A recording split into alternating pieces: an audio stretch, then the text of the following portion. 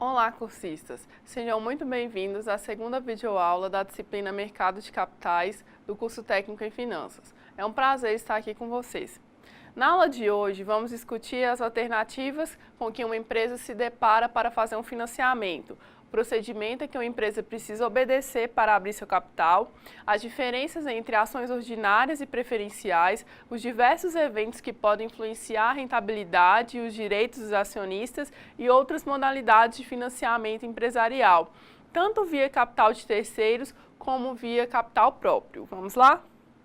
Vimos na aula passada que a reestruturação do sistema financeiro possibilitou maior flexibilidade para a destinação de poupança para aplicação em títulos, possibilitando assim financiamento para capital de giro e capital permanente para as empresas que precisam de recursos.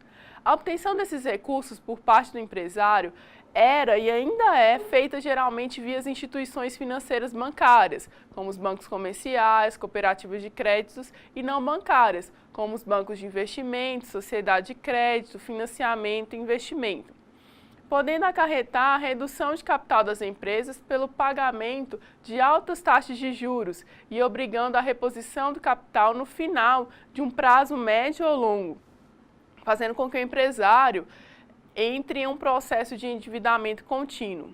Nesse sentido, surgem algumas alternativas para que a empresa possa se financiar, que é, portanto, no mercado de ações.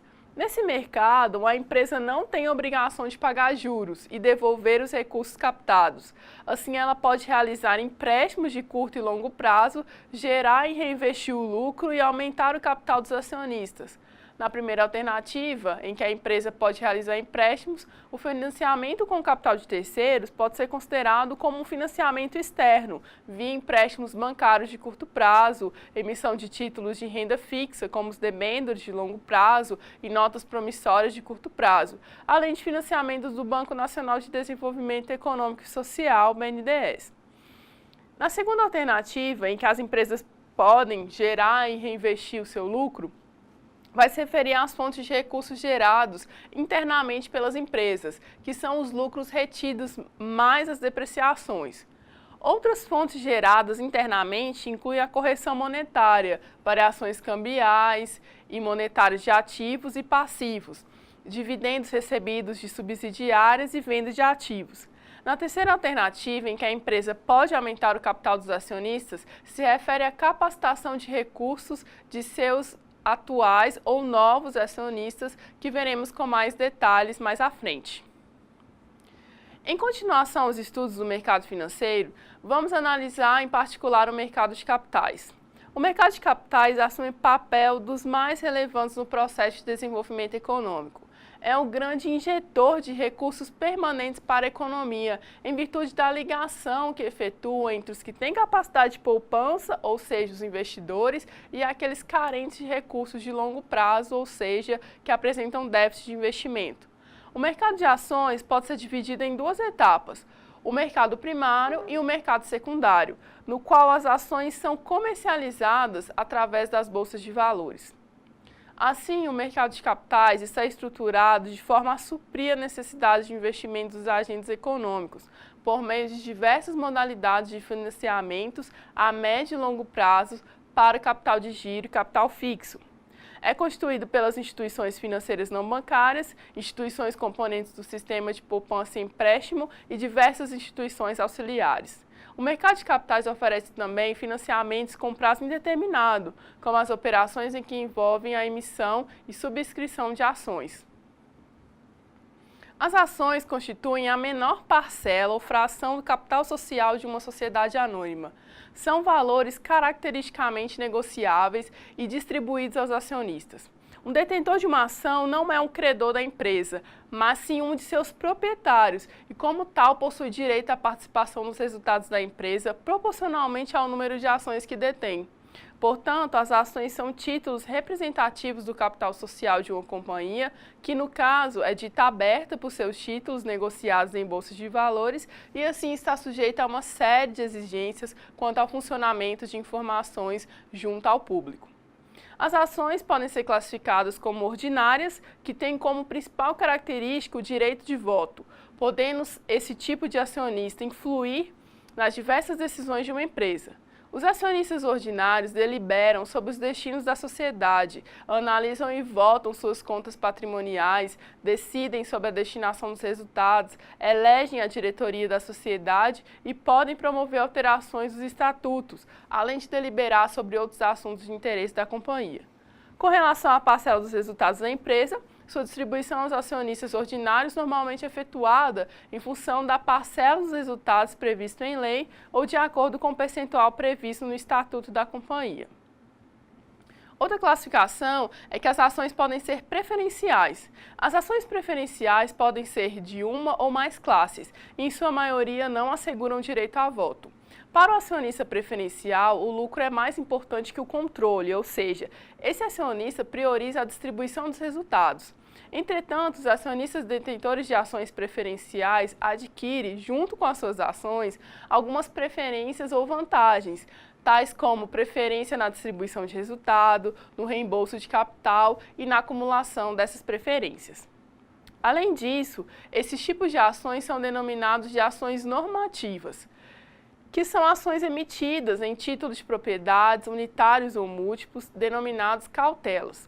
A cautela identifica, entre outros dados, a companhia, o proprietário, o tipo de ações, a forma de emissão, os direitos já exercidos, com menção às assembleias nas quais foram decididos. Cabe ressaltar que a cautela não caracteriza a propriedade. Essa é só definida depois do lançamento em livro próprio, o livro de registros de ações nominativas, ou pelo extrato que seja fornecido pela instituição custodiante, na qualidade de proprietária das ações. Com esses cuidados, evitam-se surpresas nas assembleias de acionistas e a companhia sabe a quem pagar os direitos e quem votará nas deliberações. As ações ainda podem ser caracterizadas como ações escriturais, que são controladas e administradas por uma instituição financeira, contratada pela empresa e autorizada pela Comissão de Valores Mobiliários a prestar esse tipo de serviço. Essas ações funcionam como um extrato de conta corrente que informa ao acionista a sua posição acionária, efetuando créditos no momento de compra e débitos no momento de venda, sem a necessidade de troca constante de certificados a cada negócio realizado. No Brasil, quanto à caracterização das ações, todas as ações são obrigatoriamente nominativas, tendo sido extinta a modalidade ao portador. Nessa forma de circulação das ações, o nome do acionista consta do livro de registro de ações nominativas da empresa e toda vez que houver transferência de propriedade, ela deverá ser comunicada à empresa para a troca do nome no livro. Agora, vamos analisar a constituição da companhia ou sociedade anônima que tanto mencionamos. Uma companhia, sociedade anônima, deve cumprir alguns requisitos para ser implementada. O primeiro deles é a subscrição de que pelo menos 2 pessoas de todas as ações em que se divide o capital social fixado no estatuto. A realização como entrada de 10% no mínimo do preço de emissão das ações subscritas em dinheiro, salvo para as companhias em que a lei exige realização inicial de maior parte do capital social e depósito de qualquer estabelecimento bancário autorizado pela Comissão de Valores Mobiliários da parte do capital realizado em dinheiro. Para abrir seu capital, a empresa já deve estar implementada sobre a forma jurídica de sociedade anônima. É indispensável a apresentação à Comissão de Valores Mobiliários de um projeto econômico-financeiro da sociedade anônima que se deseja abrir o capital. Esse projeto é apresentado em conjunto com um banco de investimento ou com uma sociedade corretora, que são corresponsáveis pelas informações apresentadas pela empresa à Comissão de Valores Mobiliários. Após receber o registro de companhia aberta, a sociedade anônima colocará suas funções disponíveis ao público por meio de uma operação de underwrite ou subscrição, caracterizando uma operação do mercado primário de ações, que é a primeira negociação realizada com a ação da empresa. Esse tipo de operação será melhor abordado mais à frente.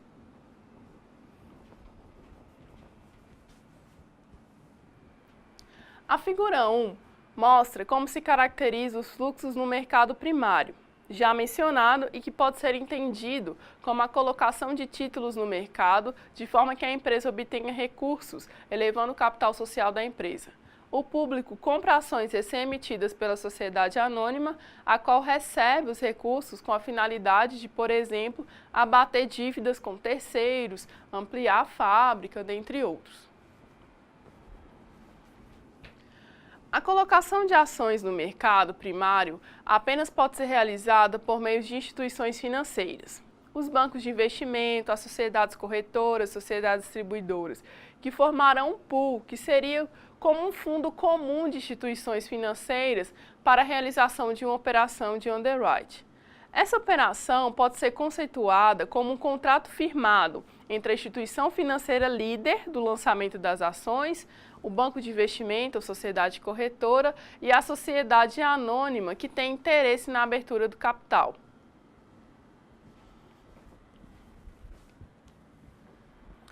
As principais formas de operação de underwrite procedidas por uma instituição financeira ou um pool de instituições financeiras são: garantia firme é a operação na qual uma instituição financeira coordenadora da operação garante a alocação de um determinado lote de ações a um determinado preço previamente pactuado com a empresa emissora, encarregando-se por sua conta e risco de colocá-lo no mercado. Nessa forma de contrato, a empresa não tem risco algum, pois tem a certeza da entrada dos recursos, já que o intermediário financeiro garante o total da emissão. O risco da aceitação ou não do lançamento pelo mercado fica por conta do intermediário.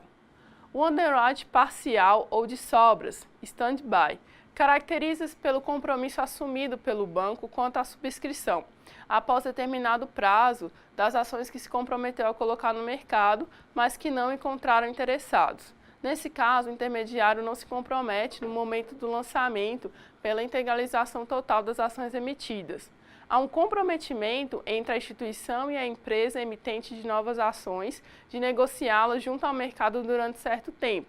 Acabando esse tempo, poderá ocorrer a subscrição total por parte da instituição financeira ou a devolução à sociedade emitente da parcela das ações que não for absorvida pelo mercado investidor. Melhores esforços. Caracterizam-se pelo compromisso assumido pela instituição financeira de desenvolver os melhores esforços para revender o máximo de uma emissão junto aos seus clientes nas melhores condições possíveis por um prazo determinado. Nesse caso, o intermediário não assume nenhum tipo de responsabilidade sobre a integralização das ações em lançamento, já que o risco de sua colocação no mercado corre exclusivamente por conta da sociedade emitente. Se por acaso houver sobras, elas serão devolvidas à empresa emissora. E ainda o book building, que se trata da oferta global das ações de uma empresa visando a colocação de seus papéis no país e no exterior. Naturalmente, o empresário que tomar a decisão de abrir o capital não desejará perder o controle acionário da sociedade anônima. Para que isso aconteça, a empresa deverá tomar algumas medidas com relação ao tipo das ações que serão emitidas e colocadas à disposição dos futuros acionistas.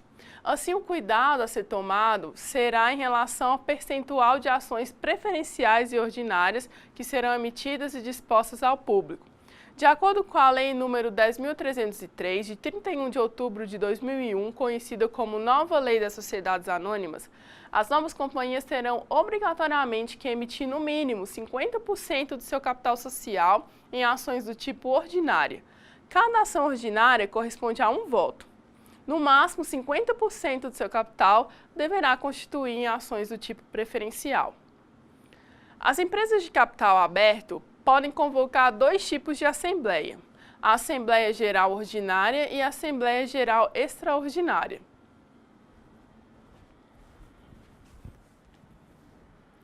A Assembleia Geral Ordinária é convocada obrigatoriamente pelo Conselho de Administração de uma empresa, anualmente, nos 4 primeiros meses seguintes ao término do exercício social, e destina-se a tomar conta dos administradores, examinar, discutir e votar as demonstrações financeiras, deliberar sobre a destinação do lucro líquido e a distribuição dos dividendos, eleger os administradores e os membros do Conselho Fiscal, quando for o caso, e aprovar a correção da expansão monetária do capital social. A Assembleia Geral Extraordinária é convocada toda vez que a empresa tenha necessidade e urgência em tratar de assuntos extraordinários que não podem ser tratados na Assembleia Geral Ordinária. Alterações estatutárias, como o aumento do capital, mudança de ramo da empresa, são assuntos que devem ser discutidos na Assembleia Geral Extraordinária. Uma Assembleia Geral Extraordinária pode ser convocada simultaneamente a uma Assembleia Geral Ordinária, desde que constem claramente no edital de convocação os assuntos que serão abordados em cada uma delas. Algumas empresas, de acordo com a Lei das Sociedades Anônimas e baseadas em seus estatutos, podem atribuir diferenciação de direitos às suas ações preferenciais. Nesse caso, é necessário identificação para cada classe existente, por exemplo, PNA, preferenciais classe A, e PNB, preferenciais classe B, e assim sucessivamente. As classes de diferenciação devem constar claramente no estatuto, bem como os direitos que são atribuídos a cada uma delas, como, por exemplo, direito de escolha de representante no Conselho de Administração, direito de voto na Assembleia Geral, dividendos diferenciados, etc. Essas diferenciações variam de empresa para empresa. Em relação à rentabilidade e direitos dos acionistas, basicamente existem duas formas de retorno sobre o investimento em ações.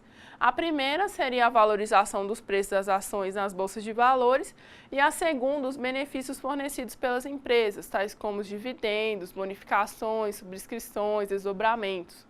Vamos discutir algum desses benefícios fornecidos pelas empresas, ou seja, as vantagens dos investidores na aquisição de ações.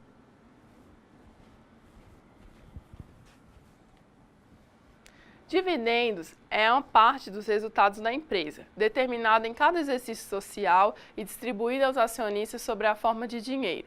Todo acionista tem direito de receber, no mínimo, o dividendo obrigatório fixado em lei. Os dividendos podem ter periodicidade diversa, mensal, trimestral, semestral, anual, desde que conste no estatuto da empresa o período determinado.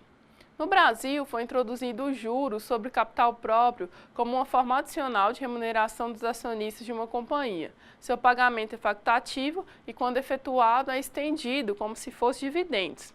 Eles se baseiam nas reservas de lucros, que são os resultados de exercícios anteriores que ficaram retidos na empresa, e não com base nos resultados do período, como os dividendos. Bonificação é a emissão e distribuição gratuita aos acionistas, em quantidade proporcional à participação de capital, de novas ações emitidas em função do aumento do capital efetuado por meio de incorporação de reservas. O direito à subscrição. Como os atuais acionistas têm o direito de ser previamente consultados em todo o aumento de capital, esse direito pode também constituir-se em um outro tipo de remuneração aos investidores. Isso ocorre quando o preço fixado pelo mercado de determinada ação se apresenta valorizado em relação ao preço de lançamento. Podemos citar também como benefícios o desdobramento, que é um método pelo qual a empresa aumenta a quantidade de ações dos sócios de forma proporcional, sem, no entanto, alterar o seu capital social. E o grupamento, que é um sistema pelo qual a empresa reduz a quantidade de ações em circulação, grupando lotes de 1.000 ações ou outra quantidade em uma única ação. Eventos como dividendos, juros sobre o capital próprio, bonificações, subscrições e desdobramentos provocam reajuste para baixo no preço das ações. Outros, como os grupamentos, provocam reajuste para cima nos preços. Os preços ex-direitos podem ser calculados por meio das fórmulas apresentadas a seguir.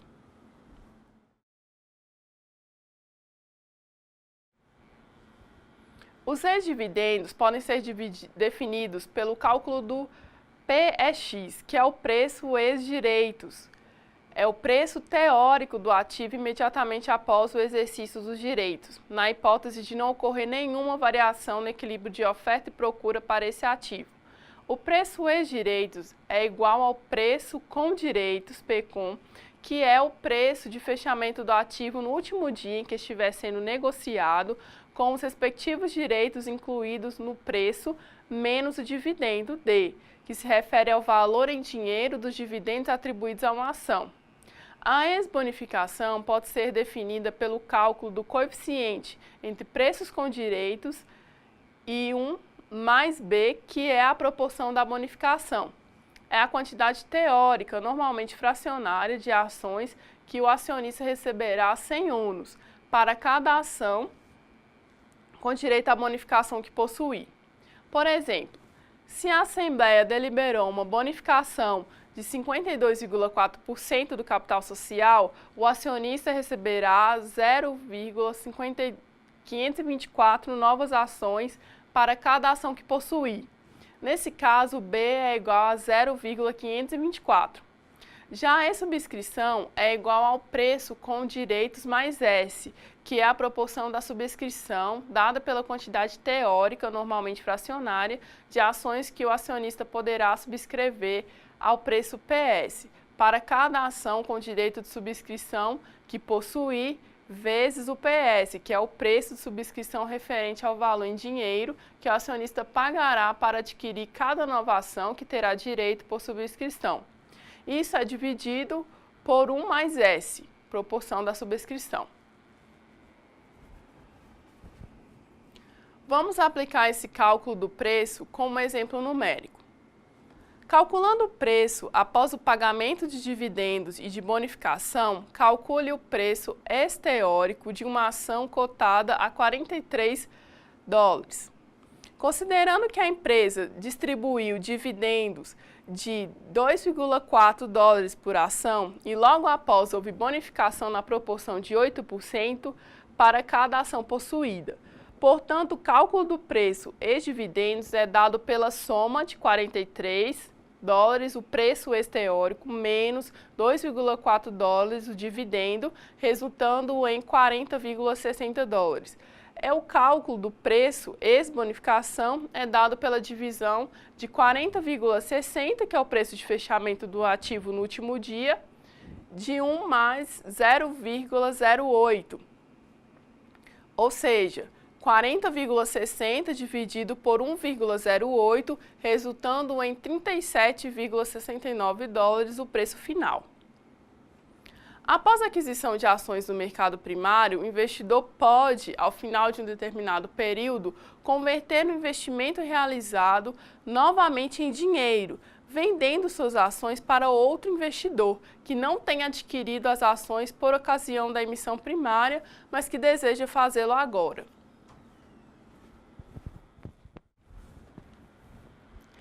A figura 2 mostra os fluxos no mercado secundário. O mercado secundário é caracterizado pela troca exclusiva, tanto de recursos como das ações, entre o público e o investidor. Nesse momento, a empresa emissora das ações não participa da operação, já que captou os recursos que necessitava no momento da negociação no mercado primário. A função do mercado secundário é de dar liquidez às ações das empresas que captaram recursos no mercado primário, possibilitando que a qualquer momento os investidores que adquirirem ações possam vendê-las e os que queiram comprá-las possam encontrá-las sem a necessidade de adquiri-las diretamente das empresas emissoras, esperando um lançamento público de novas ações. Para realizar a operação, os interessados, compradores ou vendedores, deverão dirigir-se a uma sociedade corretora que receberá a ordem de compra e venda e executará a operação diretamente na Bolsa de Valores ou por meio do mercado de balcão. Apesar do nome, esse mercado não tem balcão físico para o funcionamento. As operações são realizadas através de contatos telefônicos entre investidores, operadores e instituições financeiras, que realizam negócios entre si ou diretamente em nome de seus clientes. Estão caracterizadas como operações no mercado de balcão todas as operações realizadas com ações de companhias abertas, mas que não foram realizadas por meio das bolsas de valores. A decisão de ter ações negociadas em bolsa é uma opção empresarial. Além das sociedades anônimas, determina que uma empresa é considerada uma companhia aberta desde que suas ações sejam negociadas em bolsas de valores ou no mercado de balcão.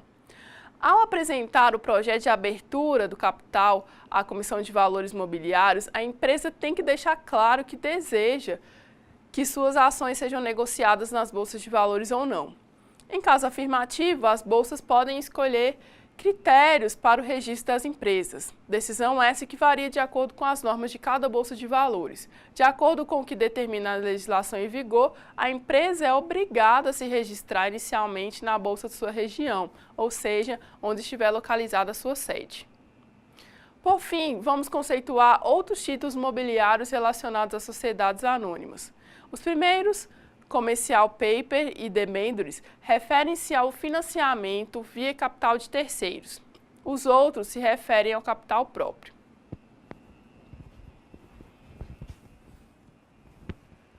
A figura 3 apresenta os títulos mobiliários. O Commercial Paper é um tipo de obrigação não garantida para a captação de recursos para financiar as atividades de curto prazo das empresas. É um mecanismo importante de financiamento para as empresas e sociedades anônimas, permitindo, em geral, uma redução nas taxas de juros pela eliminação da intermediação financeira bancária. Esse tipo de obrigação proporciona grande agilidade das captações das empresas, determinada pela possibilidade de os tomadores negociarem diretamente com os investidores de mercado, bancos de fundo de pensão, etc. Podemos notar que as instituições financeiras, as sociedades corretoras e distribuidoras de valores imobiliários e as companhias de leasing não podem emitir esses títulos. A empresa emitente de um Commercial Paper deve possuir alta reputação e uma situação financeira inquestionável do ponto de vista da solidez. Essa obrigação tem um prazo curto de duração, que pode variar de 30 a 360 dias, sendo indicado para investidores interessados em aplicações de curto prazo. Os debêntures são títulos de longo prazo emitidos por companhias de capital aberto e destinados geralmente ao financiamento de projetos, investimentos ou para alongamento do perfil de endividamento das empresas. Constitui-se, em essência, no instrumento no qual o tomador de recursos, emitente do título, promete pagar ao aplicador, que é o debenturista, o capital investido, acrescido de juros, em determinada data previamente acertada. As debêntures podem possuir garantias ou não, dependendo da previsão desse benefício no contrato de emissão. Da mesma forma que as operações com debêntures são normatizadas pela Comissão de Valores Mobiliários.